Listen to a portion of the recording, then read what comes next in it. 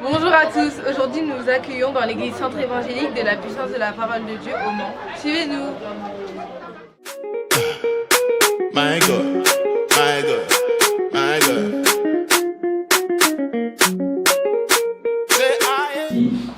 58, premier verset. À 3, nous lisons ensemble. 1, 2, 3. Crie à plein gosier, ne te retiens pas, élève ta voix comme une trompette, et annonce à mon peuple ses iniquités, à la maison de Jacob ses péchés. Amen. Amen. Pouvons-nous reprendre ce verset? 1, 2, 3. Crie à plein gosier, ne te retiens pas, élève ta voix comme une trompette, et annonce à mon peuple ses iniquités, à la maison de Jacob ses péchés. Amen. Amen. Nous pouvons nous asseoir, bien-aimés. Ce verset que nous venons de lire est le verset que j'ai reçu hier. Bien sûr, pas pour prêcher dessus, le verset qui m'était adressé pour que je parle. La Bible me demande de crier. Dans d'autres versions, on dit à pleine voix. Dans ma version, c'est à plein gosier. De crier. De ne pas me retenir. D'élever ma voix comme une trompette. Une trompette annonce. De façon générale, une trompette annonce que la guerre arrive, ou une trompette annonce le rassemblement. Venez, venez. On me dit, annonce à mon peuple ses iniquités. À la maison de Jacob, ses péchés. Bien aimé, comme je l'ai dit, en introduisant, il y a une vocation sur ta vie. Il y a une vocation sur la vie de tout enfant de Dieu. Et la Bible me dit de marcher selon la vocation qui t'est adressée. Tu dois marcher selon la vocation qui t'est adressée par le Seigneur. Cela veut dire qu'en tant qu'enfant de Dieu, je ne peux pas marcher n'importe comment. Je dois marcher d'une façon, cherchant à plaire à mon Dieu. Amen. Amen. Bien-aimé, le Seigneur a dépeint une situation qui est une situation de notre église locale.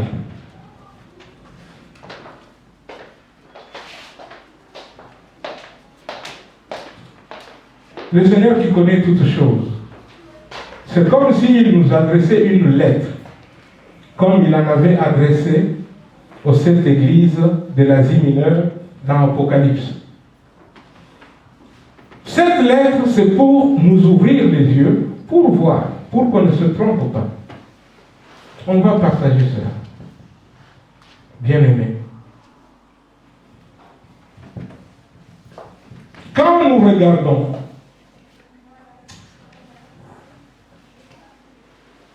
l'état de l'église, de notre église locale, nous devons, bien aimer tous. Cela ne m'incombe pas à moi seul. À tous, bien aimés. Je partage pour que tu aies aussi cette charge-là sur ton cœur. Et que tu pleures pour cela. Quand on regarde, si quelqu'un peut nous lire ça rapidement, 2 Corinthiens chapitre 11, un seul verset, le 28. Si juste quelqu'un peut lire. 2 Corinthiens chapitre 11, le verset 28. Je vais lire, je lis la parole pour aller plus vite. 2 Corinthiens 11, 28. C'est l'apôtre Paul qui écrit, il dit, et sans parler d'autre chose, Je suis assiégé. Dans d'autres versions, c'est assailli. Je suis assiégé chaque jour par les soucis que me donnent toutes les églises. Amen. Bien-aimés, nous, à notre niveau, nous n'avons pas à être assiégés par les soucis d'autres églises. Ce n'est pas la charge que le Seigneur nous donne. Mais nous devons regarder à notre église locale. Amen. Notre église, ce n'est pas l'église du pasteur, on le répète, on le répète, on le répète. C'est ton église, comme elle est aussi mienne. Elle est à chacun de nous. Amen. C'est l'église du Seigneur. Bien aimé, il nous faut être comme l'apôtre Paul, assailli, assiégé par les choses qui ne vont pas, par les soucis. C'est en cela que tu portes la charge sur tes épaules, la charge de l'œuvre de Dieu. Alléluia. Tu ne peux pas être indifférent. Non, mon frère, non, ma soeur.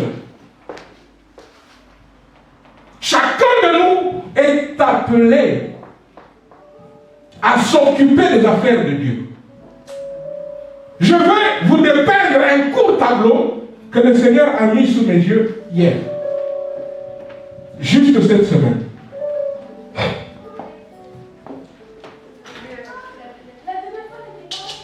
Le mercredi, qu'est-ce qui se passe le mercredi à l'église? C'est le jour où nous avons notre étude biblique. N'est-ce pas vrai? À l'étude biblique, il y a eu 4 personnes. Je peux vous les citer. Mais ce n'est pas le but.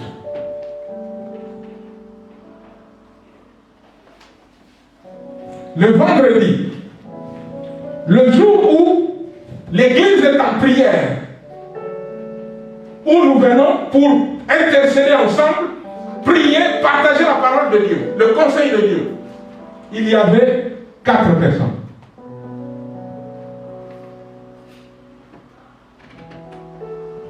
Chaque matin, nous sommes réunis par connexion téléphonique pour prier. Il y a eu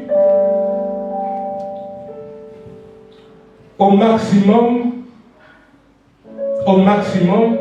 et je parle là en comptant ceux qui n'élèvent pas la voix. Au maximum, il y a eu 5 personnes. Vous voyez un peu ce tableau, comment il est noir, comment il est étonnant.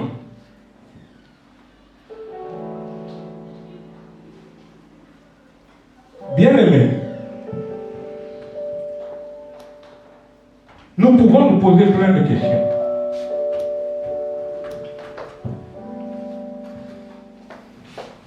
À ce tableau que je viens de dépeindre, nous pouvons ajouter actuellement la situation pour laquelle notre sœur qui dirige la réunion a été amenée, conduite à... Vous voyez, elle est partie de l'adoration. À la fin de l'adoration, elle nous a amenés dans un temps d'intercession pour prier pour les intercesseurs. Le groupe d'intercession passe par des moments tels que si c'était une entreprise, on aurait dit qu'elle est en cessation de paiement.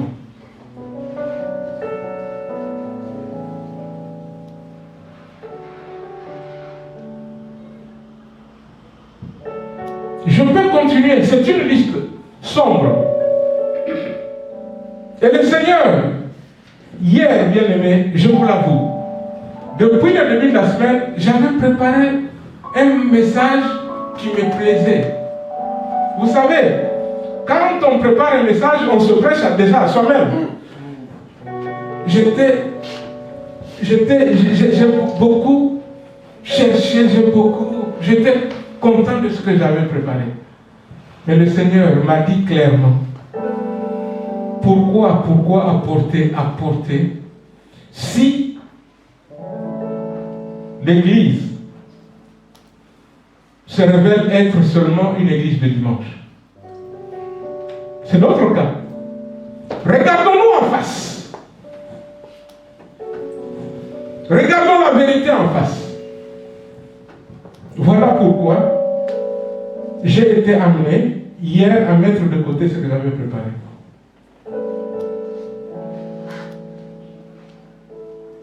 Cependant, ce que j'avais préparé, je peux certifier, c'était conduit par le Saint-Esprit. Mais à la dernière minute, le Seigneur me dit de mettre à côté. Pourquoi le tableau? Nous devons nous repentir pour toutes ces choses. On peut se poser quelques questions, mes bien-aimés. C'est le Seigneur qui bâtit son Église. Il nous le dit. Quel peut être le sentiment de celui qui bâtit son Église si il n'y a eu que 4 personnes pour prier, pour étudier la parole? Quel peut être le sentiment de celui si le Seigneur était un homme? Il nous virerait. Je vous le dis. S'il était un homme, il nous virerait. J'ai ressenti cela.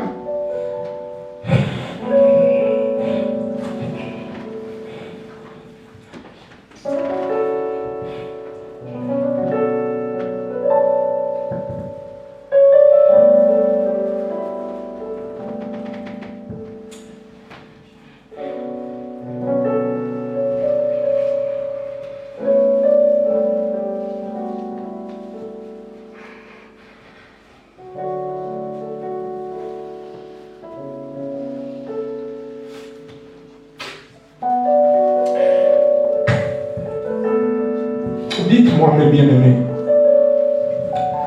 à quoi sert que l'Église fasse des programmes si les programmes ne peuvent même pas être suivis par nous-mêmes?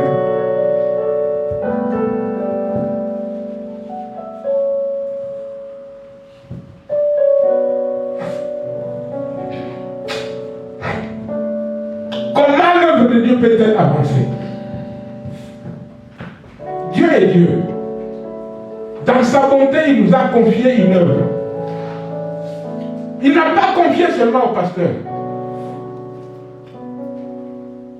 Ce n'est pas moi qui fais tout. Je n'ai pas été à la musique. Je n'ai pas conduit la prière. Ce n'est pas moi actuellement qui conduis ni l'intercession. Mais je ne fais que ma part qui est celle de berger. Et c'est parce qu'il y a cette part que le Seigneur me dit, regarde. Et ce matin, j'ai voulu mettre ça sous vos yeux.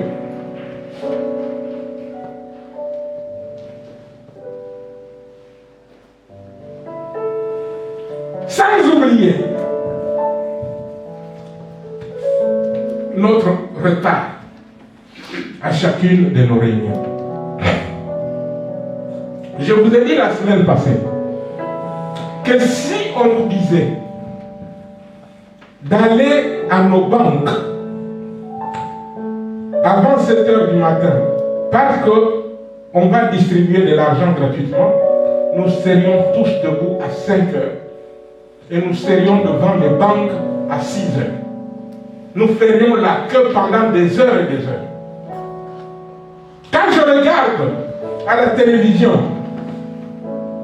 ne fût-ce que la journée de patrimoine, hein, comme ça s'appelle, je rigole parce que Kétia était derrière moi, elle est allée visiter l'Élysée.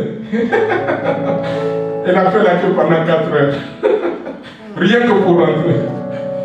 Vous voyez, il y a plein de gens qui vont faire la queue pendant des heures et des heures avant de rentrer quelque part.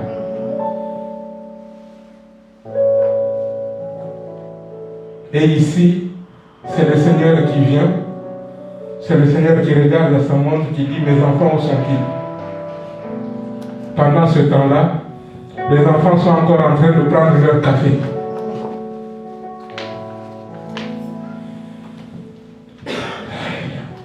La Bible dit ceci. 2 Chroniques, chapitre 29, le verset 11. Il y a cette remarque qui est faite, qui nous fait dire que nous négligeons l'œuvre de Dieu. Quelqu'un peut-il lire cela?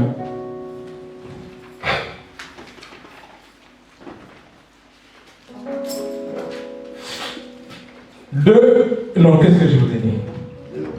Oui, 2 Chroniques, chapitre 29, le verset 11. Quelqu'un a-t-il trouvé? 2 Chroniques, chapitre 29, verset 11. Il est écrit. Attends, on te donne le micro comme ça.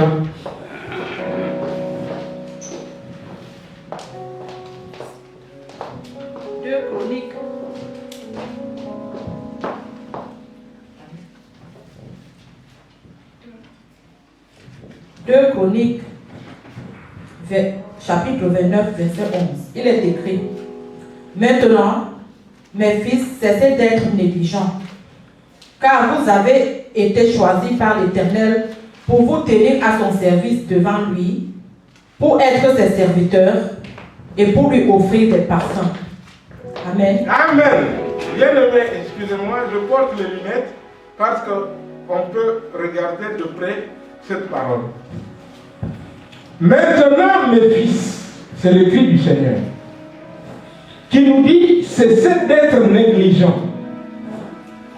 Le Seigneur te dit, tu as été choisi. Toi, tu as été choisi. Nous qui sommes là, c'est ce qu'il nous dit. Nous avons été choisis par l'Éternel pour nous tenir à son service. Bien-aimé, le service, c'est le service du Seigneur. Qui a été choisi pour se tenir devant le Seigneur pour faire son service? C'est toi, c'est moi. Mais pourquoi nous négligeons ce service? Le Seigneur dit, pour lui offrir des parfums. Dans la parole de Dieu, les parfums nous parlent des prières. Je voudrais vous dire une chose. Ne confondons pas notre vie personnelle chez nous. Quand je prie, quand je loue, quand c'est personnel, c'est pour moi. Mais ce que nous venons faire ensemble, ça doit être fait ensemble. Chacun de nous prie. Je ne parle pas de cela chez lui à la maison. Chacun de nous lit la parole à la maison. Je ne parle pas de cela. Mais je dis ce que nous devons faire ensemble. Il nous a choisis pour que nous nous tenions devant lui, pour faire son service, pour lui offrir des parfums. Il nous a choisis.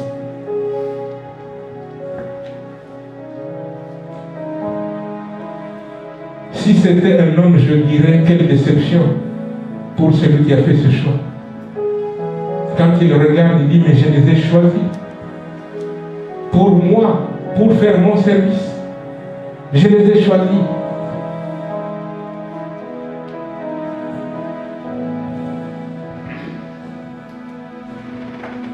Bien-aimés, cessons d'être négligents.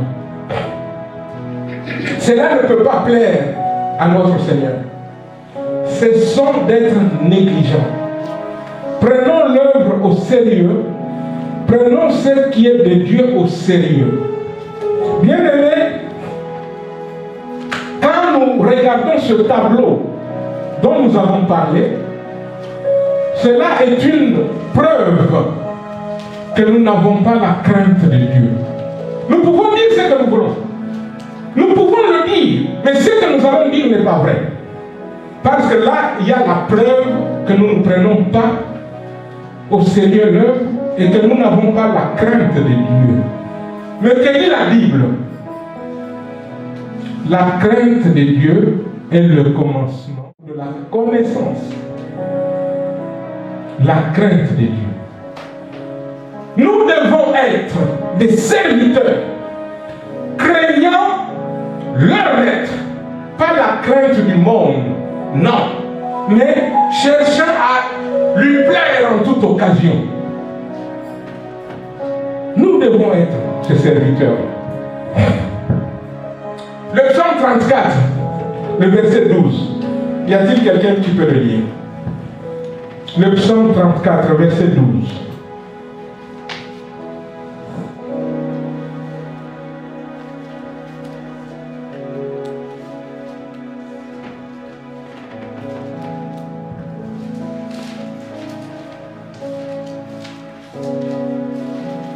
Psaume 34, verset 12. Oui. Venez mes fils, écoutez-moi, je vous enseignerai la crainte de l'Éternel.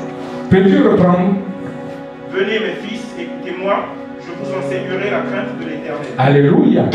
C'est encore là le cri de Dieu.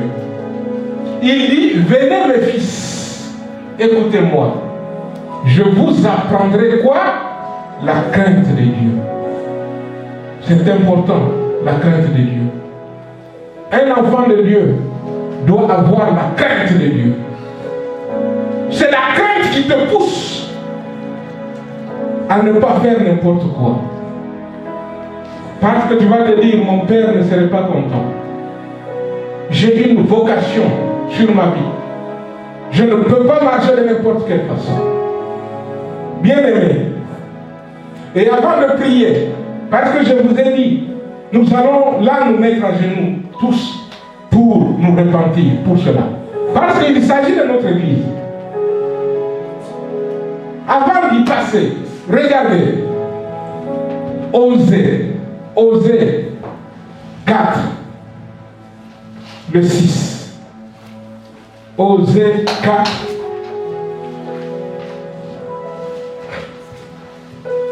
Osée chapitre 4, verset 6.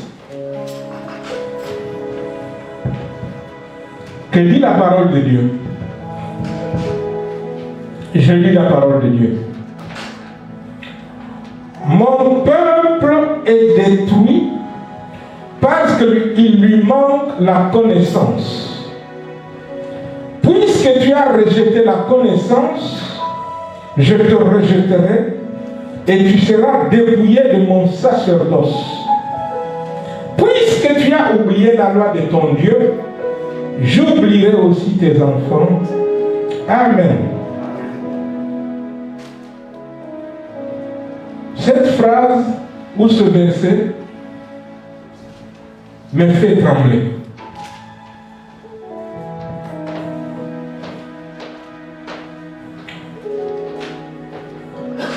La connaissance de Dieu s'accroît avec l'étude de sa parole.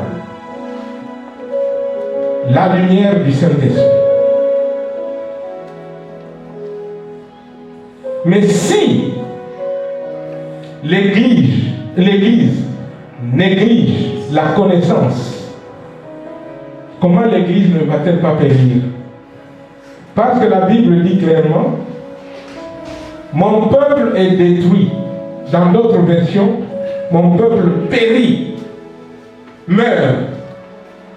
Mon peuple meurt. Bien-aimé, comment ne va-t-on pas mourir si nous négligeons la connaissance? Même la vie éternelle, la Bible nous dit, la vie éternelle, c'est qu'ils te connaissent toi. Connaître Dieu.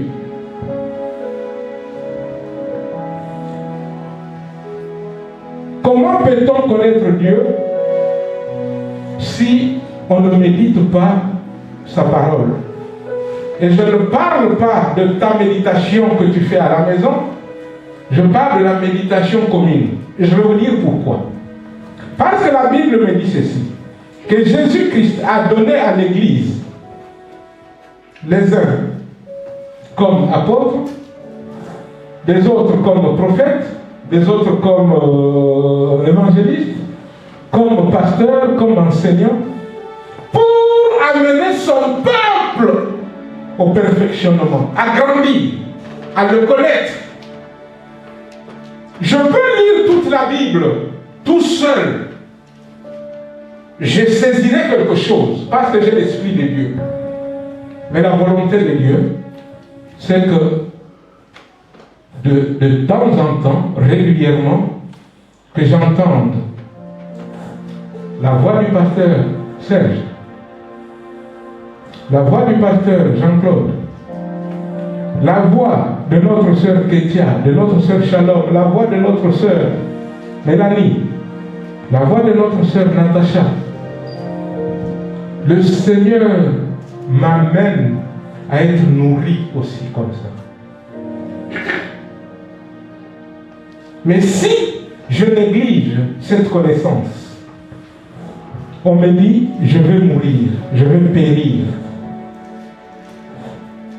faute de connaissance. Et le Seigneur va plus loin, il dit, puisque tu as rejeté la connaissance, je te rejetterai. Ça fait peur. Puisque tu as rejeté la connaissance, moi aussi je vais te rejeter. Le Seigneur dit,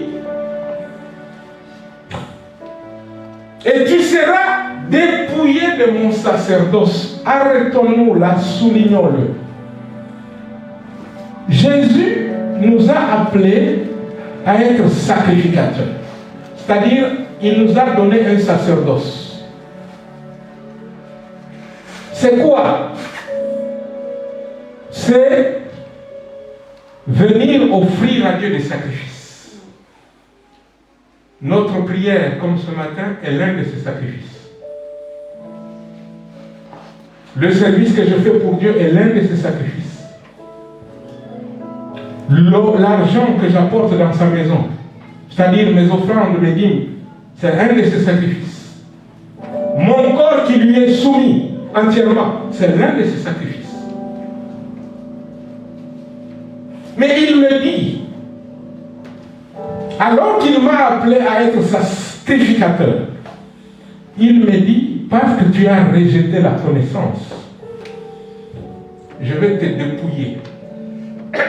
Je vais te dépouiller. Te le prendre, te l'enlever. Je vais t'enlever mon sacerdoce. Je vais t'enlever ce que je t'ai donné. C'est ce que ça veut dire. Hein? C'est ce que la parole de Dieu est en train de dire. Si le Seigneur m'enlève le sacerdoce, à quoi servirai-je?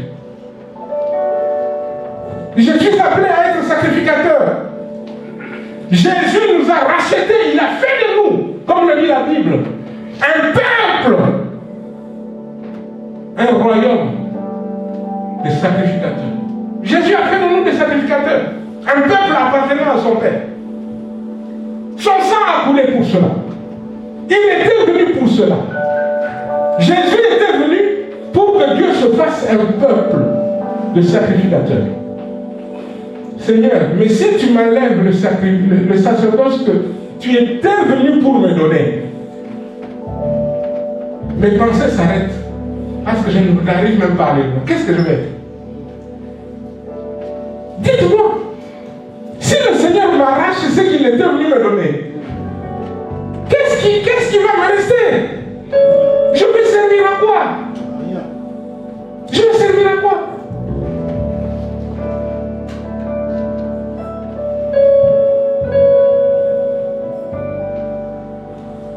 Bien-aimé, quand le Seigneur m'a démontré cet état de notre église locale,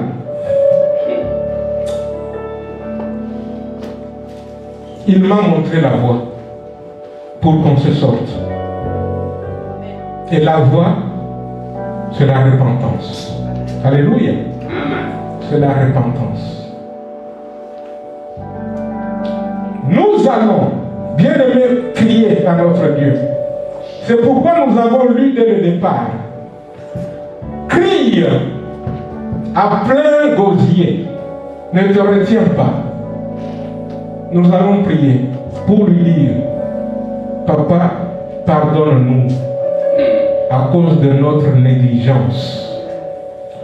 Pardonne-nous parce que nous avons rejeté la connaissance. Pardonne-nous parce que nous t'avons pris au lieu de te donner la première place qui t'est due. Nous t'avons mis derrière.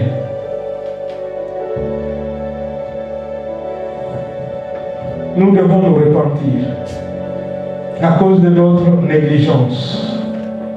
Nous devons nous repentir pour avoir mis Dieu, pour l'avoir enlevé de sa première place.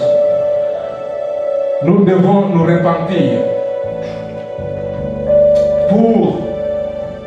parce que nous n'avons pas démontré la crainte de Dieu. Nous devons nous repentir pour que le sacerdoce ne nous soit pas ôté. Nous devons nous repentir. Voilà pourquoi, mes bien-aimés, alors que je vais demander à nos bien-aimés de s'approcher, nous allons prier. Nous allons prier. Nous allons, bien-aimés, du moins c'est ce que j'ai reçu, nous allons nous mettre à genoux. Oui. Sauf si tu ne peux pas. Pour question de maladie ou si tu ne peux pas. Ne te mets pas, mais du moins que ton cœur soit à genoux. Alléluia. Nous allons nous mettre à genoux. Nous allons nous mettre à genoux pour nous repentir. Pour dire à notre Dieu Seigneur, nous venons à tes pieds. Alléluia. Nous venons demander pardon. Nous venons demander pardon parce que nous t'avons négligé, Seigneur. Alléluia. Nous t'avons négligé, Seigneur. Nous t'avons négligé, Seigneur. Alléluia, alléluia, alléluia, alléluia, alléluia, alléluia. Aie pitié de nous, Seigneur. Aie pitié de ton Église. Aie pitié de tes enfants, Dieu de grâce, Dieu de compassion. Aie pitié de nous. Aie pitié de nous, nous sommes à toi. Aie pitié de nous. Nous t'appartenons, Seigneur. Aie pitié de nous. Seigneur, tu as mis le doigt, Seigneur, sur notre condition. Et nous voulons demander pardon, Seigneur. Nous venons demander pardon. Nous venons demander pardon pour cet état de choses. Nous venons demander pardon, Seigneur. Que gloire te soit rendue à toi qui est juste et qui est bon. Que gloire te soit rendue à toi qui nous aime, qui nous a aimés le premier. Que gloire te soit rendue à toi, Père. Que gloire te soit rendue, Seigneur. Alléluia.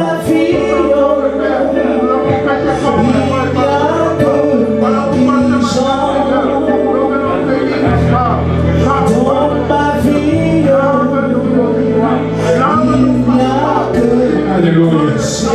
Oh Seigneur, Dieu de grâce, Dieu de compassion. Aie pitié de tes enfants. Seigneur, aie pitié de nous. Tu nous connais, Seigneur. Tu nous connais, Seigneur, Dieu de grâce. Tu nous connais, Seigneur et Sauveur. Nous venons tels que nous sommes. Nous venons tels que nous sommes.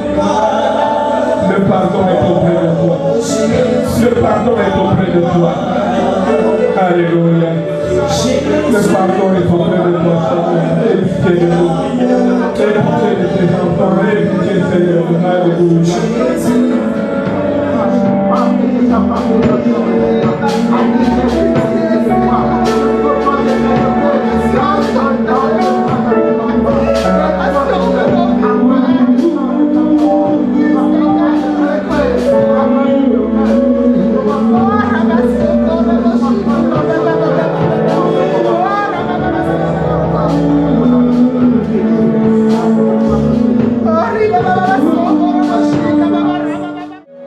a été repentant. La Bible dit ici, il bâtit les murs de Jérusalem. Bien-aimés, bâtir les murs nous parle de solidifier, nous parle d'entourer, nous parle de protection. Que le Père protège ton cœur. Parce que ton cœur est repentant. Que ton cœur, qui est la source de vie, parce que le Seigneur dit de garder ton cœur plus que toute autre chose. Bien-aimé,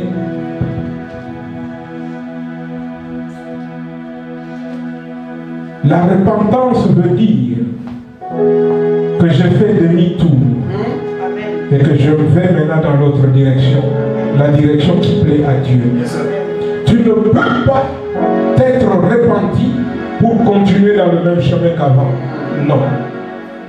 Tu t'es repenti, tourne-toi, va maintenant dans le chemin qui plaît à Dieu. Amen.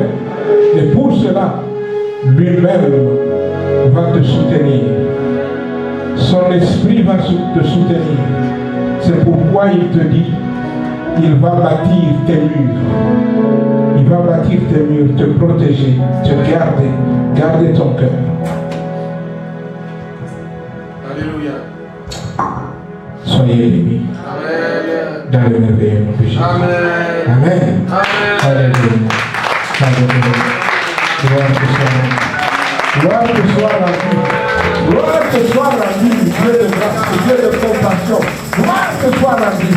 Toi qui es juste, toi qui es saint. Alléluia, alléluia, alléluia, alléluia, alléluia, alléluia, alléluia, alléluia, alléluia. Voilà pourquoi, bien-aimés,